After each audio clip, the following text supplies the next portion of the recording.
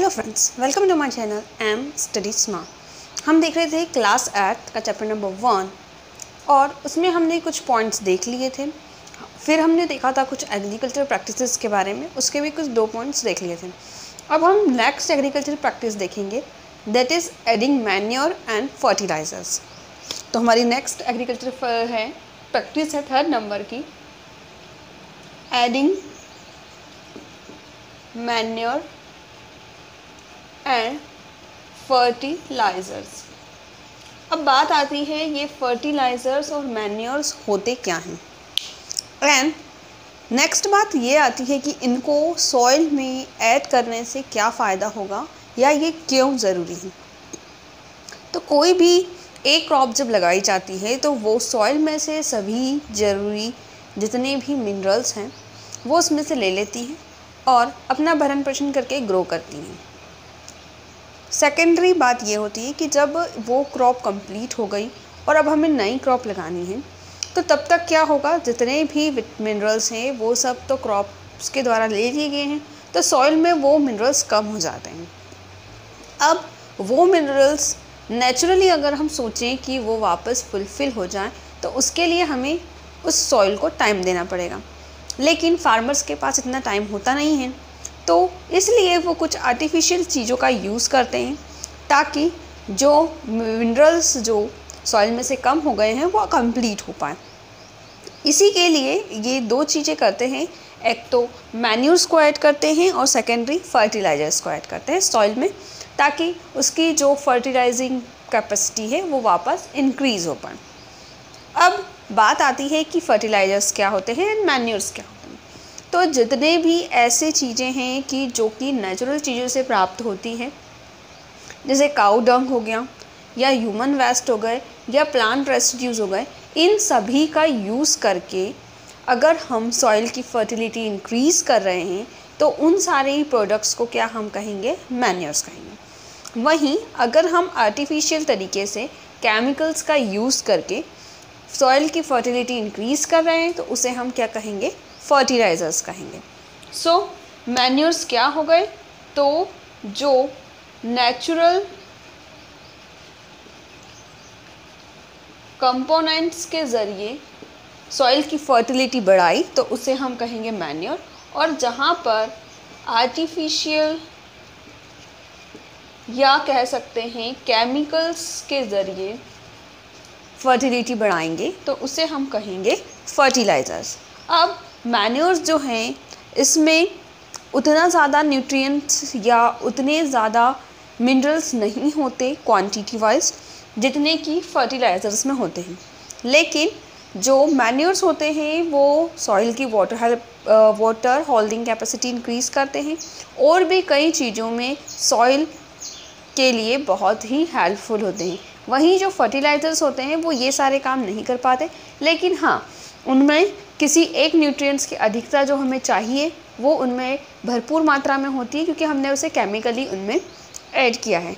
ये तो बात थी मैन्योर्स एंड फर्टिलाइज़र्स की। अब हम देखते हैं हमारा नेक्स्ट पॉइंट, 4th पॉइंट। अब हम बात करते हैं इरिगेशन की, जो कि हमारा नेक्स्ट पॉइंट है एग्रीकल्चरल प्रैक्टिसेस में। सो हमारा 4th पॉइंट है इरिगेशन। अब ये इरिगेशन होता क्या है, फर्स्टली तो हम ये देखते हैं। तो अब हमारी जो सॉइल है उसमें कुछ अमाउंट ऑफ वाटर होता है, ये तो हम सब जानते हैं, लेकिन जो हमारी क्रॉप्स है वो उसे यूज़ भी करती है और ट्रांसपिरेशन के प्रोसेस की वजह से वाटर वेपर के फॉर्म में वो प्लांट से भी चला जाता है और सॉइल के सरफेस से भी चला जाता है। इसलिए ये ज़रूरी होता है कि समय समय पर हम क्रॉप्स में पानी देते रहें ताकि वो मुरझाए नहीं। अगर पानी नहीं होगा तो वो फेंट हो जाएंगे, मुरझा जाएंगे। तो ये सारी चीज़ों को बचाए रखने के लिए और प्लांट्स की अच्छी ग्रोथ के लिए हमें ज़रूरी है कि उस क्रॉप्स को इरिगेट करते रहें मतलब वाटर करते रहें, वाटरिंग करते रहें, उन्हें पानी देते रहें। तो इसी पर्पज़ के लिए जो चीज़ें हैं उसे हम क्या कहते हैं, इरिगेशन बोलते हैं। जो पूरी प्रोसेस है जिसमें हम वाटर्स को अलग अलग विधियों से और अलग अलग तरीक़ों से उन्हें पानी देते हैं, उन्हीं को हम कहेंगे इरिगेशन। और अलग अलग जो टेक्निक है वो हो जाएगी इरिगेशन प्रोसेसेस या टेक्निक्स। एंड आप लोग कमेंट करके ज़रूर बताइएगा कि आपको कौन कौन सी इरिगेशन टेक्निक्स पता हैं और कौन कौन से ऐसे सोर्सेस है जिससे हम पौधों में पानी दे सकते हैं। ओके, सो अब इरिगेशन तो हो गया हमारा कि हमने क्या करा, जितनी भी क्रॉप्स हमारे एक एरिया में लगी है उसमें जो हम पानी देते हैं, वाटरिंग करते हैं, उसी को हम क्या कहते हैं, इरिगेशन। अब इरिगेशन के लिए हमें एक वाटर सोर्स की ज़रूरत है, जिस वाटर सोर्स के ज़रिए हम क्या कर सकते हैं, पूरे क्रॉप्स को वाटर कर सकते हैं या पानी दे सकते हैं। तो इसके लिए सभी के पास अलग अलग तरीक़ों की चीज़ें होती है या अलग अलग सोर्सेस मौजूद होते हैं। जैसे सबसे पहले ट्यूबवेल्स या फिर किसी के यहाँ पे कुआं होता है, वेल होता है, या बावड़ी होती है, या लेक्स होते हैं, या पॉन्ड्स होते हैं, या जो अगर किसी किसी के खेतों के पास में ही रिवर्स भी होती हैं तो वो रिवर्स भी उनका सोर्स हो सकते हैं। ऐसे अलग अलग फार्मर्स के अलग अलग जो सेटअप्स हैं या अलग अलग जो फार्मर्स हैं उनके अलग अलग खेत हैं और हर कोई का जो पोजीशन है उसके हिसाब से सभी के पास अलग अलग सोर्सेस होते हैं। तो मेनली हमारे इरिगेशन के सोर्सेस क्या हो गए, तो कुआं, ट्यूबवेल्स, बावड़ी, रिवर्स, पॉन्ड्स, ट्यूबवेल्स एंड और भी कई जो सोर्सेस है वो उनके पास है जिसके ज़रिए वो अपने खेतों को पानी देते हैं। तो ये बात थी इरिगेशंस की। अब हम देखते हैं हमारा नेक्स्ट टॉपिक, 5th नंबर का टॉपिक। उन पे आगे बढ़ने से पहले हम कुछ सिस्टम पढ़ लेते हैं इरिगेशन के कि ऐसे कौन कौन से सिस्टम्स हैं जिनके ज़रिए हम इरिगेशन कर सकते हैं। तो हमारे जो सिस्टम्स हैं उन्हें 2 भागों में बांटा गया है, पहले ट्रेडिशनल सिस्टम एंड दूसरे होते हैं मॉडर्न सिस्टम। तो पहले हम पढ़ेंगे ट्रेडिशनल सिस्टम। तो ट्रेडिशनली पहले चेन सिस्टम का यूज़ किया जाता था, एक ढकेली सिस्टम का यूज़ किया जाता था। क्या किया जाता था कि जो उनके सोर्स होते थे वहीं से एक नाली बना दी जाती थी और वो नाली जो है वो आगे जाकर जितने भी क्रॉप्स के जो एरियाज़ हैं वहाँ पर एक छोटी छोटी नालियों के रूप में हर एक क्रॉप्स तक पहुँच जाते थे। तो ये एक सिस्टम जो है वो फार्मर्स पहले ट्रेडिशनली यूज़ करते थे। नेक्स्ट क्या होता था कि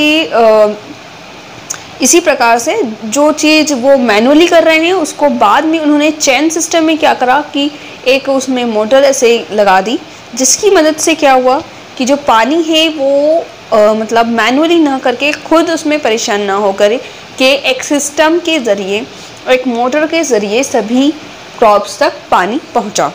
तीसरे पॉइंट्स में उन्होंने क्या किया कि जो बेल होते हैं, बुल्स का यूज़ करके उन्होंने वाटरिंग करना शुरू करा और इस प्रकार से कुछ हमारे ट्रेडिशनल सिस्टम्स हैं जिसकी हेल्प से हम इरिगेशन कर सकते हैं। इसके बाद कुछ हमारे मॉडर्न टाइम में नई नई इनोवेशंस हुई और नई नई चीज़ें खोजी गई, उसमें इरिगेशन की भी कुछ टेक्निक्स खोजी गई थी, जिसमें सबसे पहले है हमारा ड्रिप सिस्टम, जिसमें जो हमारी मोटर लगाई जाती है कि हमारे सोर्स के साथ, उसमें जो हम पाइप एडजस्ट करते हैं उसे बाद में फिर हर एक प्लांट तक ले जाया जाता है। और जो ड्रॉप सिस्टम है मतलब हर एक प्लांट के पास ही उसका पॉइंट होता है जहाँ से पानी पौधों तक पहुँचता है। मतलब यहाँ पर सभी जितना भी पानी है वो सभी की सभी पानी यूज़ होगा, वेस्ट नहीं होगा, बेवजह नहीं फैलाव होगा। वरना दूसरी सिस्टम्स में क्या होता था कि कुछ पानी ही क्रॉप्स तक पहुँच पाता था और बाकी का जो पानी है वो वेस्ट हो जाता था। तो यहाँ ये चीज़ें नहीं हो पाएगी और ये एक एडवांटेज है ड्रिप सिस्टम का। वहीं एक आया था स्प्रिंकलर सिस्टम इसके पहले, और स्प्रिंकलर सिस्टम में क्या होता था कि कुछ पौधों के पास या क्रॉप्स के एक हिस्से के पास एक स्प्रिंकलर लगा देते थे, जिसे हम कह सकते हैं हम शॉवर यूज़ करते हैं, वैसा ही एक स्प्रिंकलर लगा हुआ रहता है जिसकी मदद से जो पानी है वो फव्वारे की मदद से सभी पौधों में जाता था। अब इसमें पानी तो सभी पौधों को मिल रहा था लेकिन बहुत सारा पानी वेस्ट भी होता था, इसलिए बाद में स्प्रिंकलर सिस्टम को कम कर दिया यूज़ और जो ड्रिप इरिगेशन है बाद में इसका यूज़ और ज़्यादा के ज़्यादा होने लगा। हमारा 5th पॉइंट पढ़ेंगे, that is protection from weeds. अब वीड्स का हमने आपको पहले भी बताया है, जैसे कि जो वीड्स होते हैं क्रॉप्स के साथ जो अनवांटेड प्लांट्स लग जाते हैं जिसकी वजह से जो मैन्योर्स है, फर्टिलाइज़र्स हम ऐड कर रहे हैं ताकि हमारा प्लांट अच्छे से ग्रो कर सके, तो वो चीज़ थोड़ी डिक्रीज हो जाती है। साथ ही साथ जो सनलाइट आती है वो भी जो है वो सभी क्रॉप्स को नहीं मिल जा पाती है और इन वीड्स की वजह से कुछ ना कुछ प्रॉब्लम्स क्रिएट होती हैं। इसलिए वीड्स को निकालना बहुत ही ज़रूरी है। अब वीड्स को निकालने की जो प्रोसेस है उसे हम वीडिंग कहते हैं। ठीक है, फिफ्थ हमारा पॉइंट है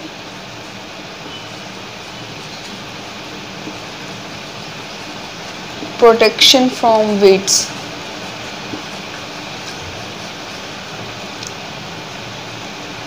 ओके, तो ये वीड्स को सबसे पहले तो जो अनवांटेड प्लांट्स हैं उन्हीं को हम कह रहे हैं वीड्स,